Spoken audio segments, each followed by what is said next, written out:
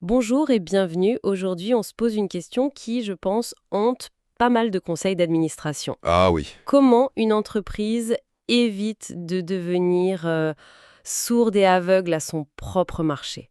On a tous en tête ces géants qui semblaient invincibles et qui, un jour, se sont réveillés complètement dépassés. totalement. La réponse, elle tient souvent à un mot qui peut paraître un peu technique. La veille. Notre mission aujourd'hui, c'est vraiment de décortiquer ce concept. On va voir que ce n'est pas juste une affaire d'espionnage industriel, mais plutôt l'art de garder les sens en éveil. C'est ça. Pour ça, on a une pile de documents assez riches, des guides méthodologiques, des études de cas bien concrètes et des analyses sur ce qui se passe dans la tête du consommateur. Et c'est un enjeu de survie en fait. Dans un environnement qui change à une vitesse folle, l'ignorance, ce n'est plus une option, c'est une condamnation. La veille, ce n'est pas simplement accumuler de l'information. C'est un processus organisé pour transformer le bruit ambiant en un signal clair, Et actionnable. actionnable. Oui, c'est le mot-clé. L'objectif ultime, c'est de passer de la simple collecte de données à ce qu'on appelle l'intelligence économique, c'est-à-dire une connaissance fine de son environnement qui donne un véritable avantage compétitif. D'accord. Alors, commençons par la base. Concrètement, être en veille, c'est avoir des antennes partout, c'est un peu ça l'idée? C'est un peu ça. C'est écouter ce que les clients disent sur les réseaux sociaux, par exemple. Une de nos sources cite le cas de la SNCF qui, dès les années 2010, a lancé des plateformes comme Imagine TGV puis Brennet. Oui, brainer, pour que les usagers proposent des idées. C'est une forme de veille d'opinion. Mais j'imagine que ça ne suffit pas d'écouter les suggestions. Qu'en est-il de ce que les gens ne disent pas? Vous mettez le doigt sur un point essentiel. Recueillir les idées, c'est la partie émergée de l'iceberg. D'accord. C'est une écoute active, mais elle doit être complétée par une analyse des comportements, des tendances de fond. Au fond, la veille, ça répond à 3 questions vitales pour l'entreprise. Ok, lesquelles? La première, c'est où va le monde? Il s'agit d'informer les décideurs sur l'évolution de l'environnement concurrentiel, technologique, légal. D'accord, le contexte global. Voilà. La deuxième question, c'est comment on survit? Et ça implique de réagir très vite pour ne pas se faire distancer. La réactivité. Et la troisième, c'est peut-être la plus importante, que veulent vraiment nos clients pour pouvoir adapter l'offre en permanence? Et quand on ne se pose pas ces questions, on se prend un mur. L'exemple de l'arrivée de Free sur le marché du mobile au début des années 2010 est assez... Brutal. C'est un cas d'école. C'est un cas d'école. Oui. Brutal. Orange, SFR, Bouygues, Ce n'est pas qu'ils n'avaient pas de système de veille. Ils savaient que Free allait arriver. ils le savaient. Mais ils ont totalement sous-estimé la violence de l'attaque et le changement de paradigme que ça représentait. Ils étaient dans leur certitude, avec un modèle économique bien établi. Hmm. Free est arrivé et a dynamité toutes les règles du jeu avec une offre ultra agressive. On peut presque imaginer les réunions de crise chez les opérateurs historiques. Une sorte de panique feutrée face à un concurrent qui venait de tout casser. Et leur riposte a été trop lente, c'est ça? Beaucoup trop lente et trop timide. C'est là qu'on voit la différence entre savoir et comprendre. C'est peut-être ça la distinction entre la veille et cette fameuse intelligence économique que vous mentionniez. C'est une excellente façon de le formuler. Pour simplifier avec une analogie, la veille, c'est le guetteur sur la tour qui crie Navire à l'horizon !». D'accord. L'intelligence économique, c'est tout l'état-major qui, à partir de cette alerte, analyse si c'est un navire marchand, un bateau pirate ou un allié, et qui décide de la marche à suivre. Préparer les canons ou envoyer un comité d'accueil. Exactement. La veille, c'est l'alerte. L'intelligence économique, c'est l'action stratégique qui en découle. L'analogie est très parlante. Donc, si je comprends bien, la veille n'est pas une activité monolithique. C'est plutôt comme une équipe de spécialistes, chacun avec sa mission. C'est ça. On aurait d'abord le scout, qui observe le terrain, le marché dans son ensemble. Voilà, c'est la veille commerciale. Elle surveille les clients, les prospects, les circuits de distribution. Elle vérifie que l'image que les clients ont de l'entreprise correspond bien à celle que l'entreprise veut projeter. Ensuite, il y a le contre-espion, celui qui garde un œil sur les rivaux. C'est la veille concurrentielle.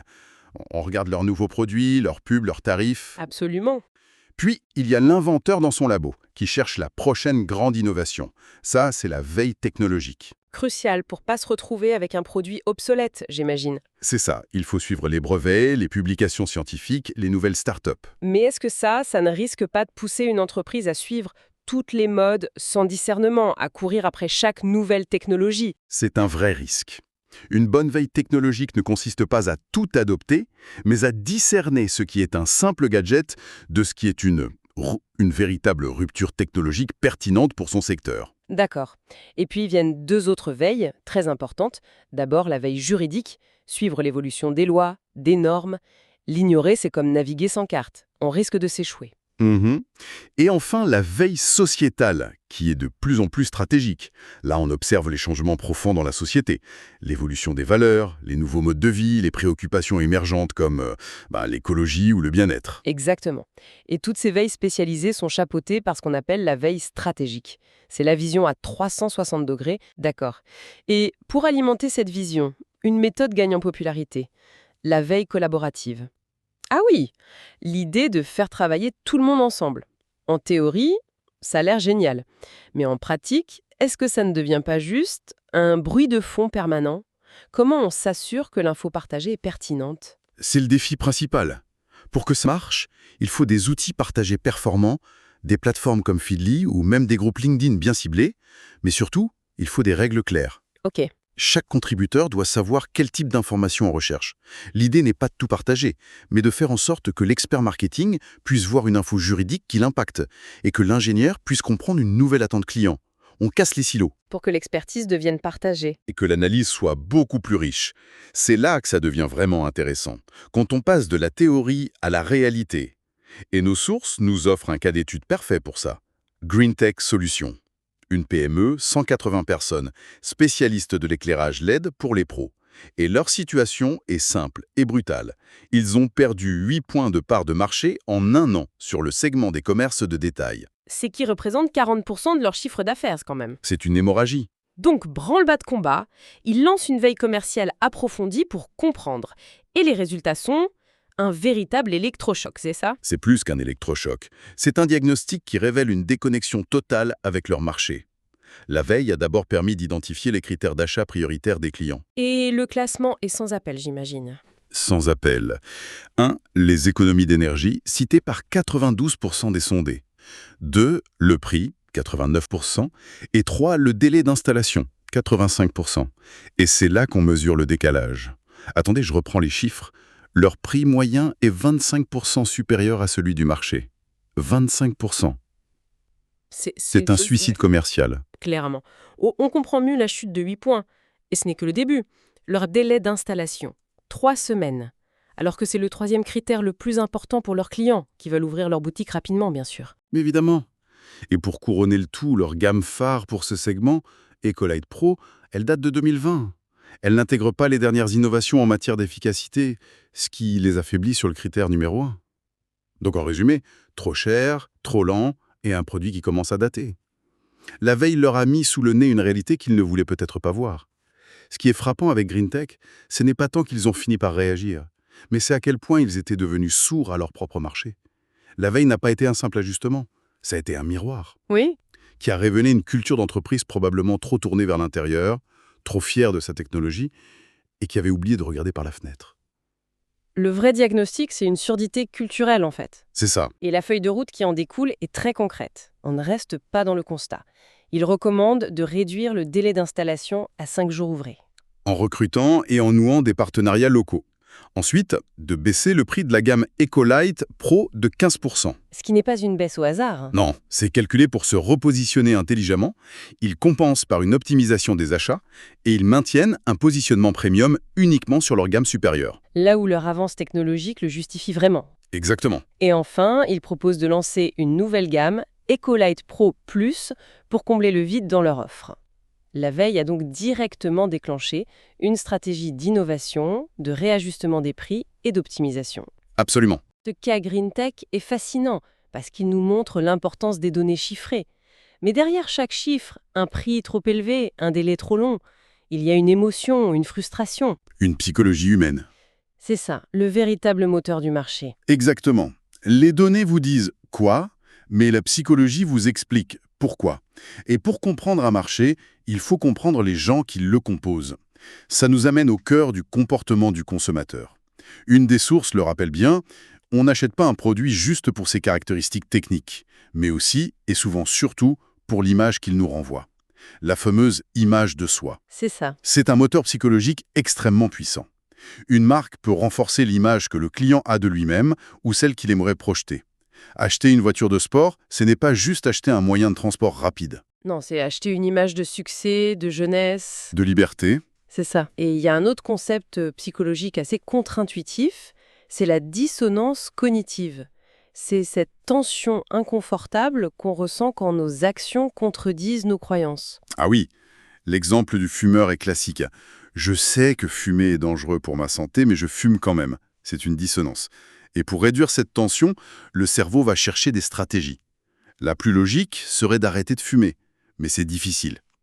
Alors il va trouver des rationalisations. De toute façon, il faut bien mourir de quelque chose.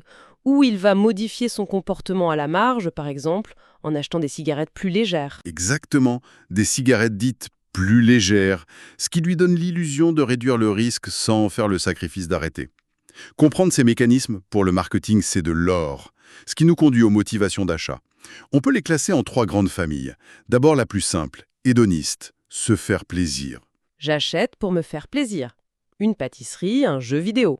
Ensuite, la motivation oblative. J'achète pour faire plaisir à quelqu'un d'autre. Un cadeau d'anniversaire, un bouquet de fleurs. D'accord. Et enfin, la motivation d'auto-expression, qui est très liée à l'image de soi.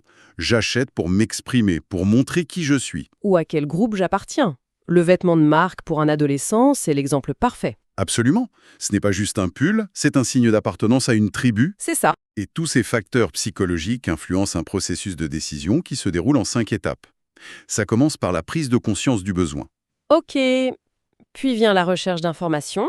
On demande à des amis, on lit des avis en ligne. Ensuite, c'est l'évaluation des solutions. Vient la décision d'achat. Et enfin, une étape cruciale, souvent oubliée, l'après-vente. L'évaluation post-achat. C'est le moment où le client se demande « Est-ce que j'ai bien fait ?» S'il est satisfait, il peut devenir un ambassadeur. Mais s'il est déçu, c'est là que naît le bad buzz. L'expérience post-achat, c'est le véritable moment de vérité. Un service client désastreux ou un produit qui ne tient pas ses promesses peut anéantir tous les efforts marketing réalisés en amont. Donc, une veille efficace doit impérativement surveiller ce qui se dit à cette étape. C'est le pouls de la satisfaction réelle. Tout ça nous montre que la veille moderne va bien au-delà des parts de marché et des fiches produits. Elle touche à l'ADN de l'entreprise, à sa culture. La culture d'entreprise, c'est cet ensemble de valeurs, de mythes, de rites qui la définissent. Votre culture, c'est ce que vous dites que vous êtes. Les sources donnent de bons exemples. Les mythes fondateurs, comme Apple qui démarre dans un garage, ça nourrit l'image d'innovation. D'outsider, oui. Les rites, comme le tutoiement systématique chez Ikea, ça véhicule une culture de simplicité. Et les valeurs affichées, comme la performance et la diversité chez Adidas, ça donne en cap. Et votre réputation, c'est ce que les autres disent que vous êtes. Ah, bien vu. Le but d'une veille moderne, c'est de s'assurer que ces deux récits ne sont pas à des années-lumière l'un de l'autre. C'est pour ça que le social media listening, l'écoute des réseaux sociaux, est devenu indispensable. Il faut savoir ce que les gens disent de vous en temps réel. Sur les forums, sur les sites d'avis, partout. Et j'imagine que c'est directement lié à la RSE, la responsabilité sociétale des entreprises, un sujet qui prend une place énorme aujourd'hui. C'est devenu central. Une étude citée dans nos documents montre que 92% des consommateurs attendent que les marques s'engagent concrètement. La RSE, qui repose sur les piliers économiques, social et environnemental, ce n'est plus une cerise sur le gâteau. C'est une attente fondamentale du marché. La veille sert donc de garde-fou pour s'assurer que les belles paroles sont suivies d'actes. C'est exactement ça. C'est le meilleur moyen d'éviter le piège du greenwashing, l'éco-blanchissement. Une entreprise peut dépenser des millions en com pour vanter ses valeurs écolo. Oui. Mais si sa veille révèle que l'un de ses sous-traitants en Asie exploite ses employés ou que ses produits sont impossibles à recycler, le retour de bâton sera terrible. Les mêmes outils qui permettent à l'entreprise de surveiller son marché permettent aux consommateurs de la surveiller. Il n'y a plus de place pour l'hypocrisie. Si on fait la synthèse de tout ça, la veille apparaît comme une discipline incroyablement complexe. Et surtout, continue. C'est un effort collectif qui va de l'analyse des concurrents, comme pour GreenTech, à la compréhension fine de la psychologie des clients. Au final, c'est l'outil essentiel pour décider, s'adapter et innover. C'est le système nerveux de l'organisation, ce qui lui permet de sentir son environnement et de réagir intelligemment. Et pour conclure, je voudrais laisser une pensée en suspens. Dans un monde où l'information est abondante, presque gratuite, où une entreprise peut potentiellement tout savoir sur ses clients et ses concurrents, Hmm. le plus grand risque n'est peut-être plus le manque d'information. C'est peut-être l'écart entre ce que l'entreprise sait et ce qu'elle a le courage de faire.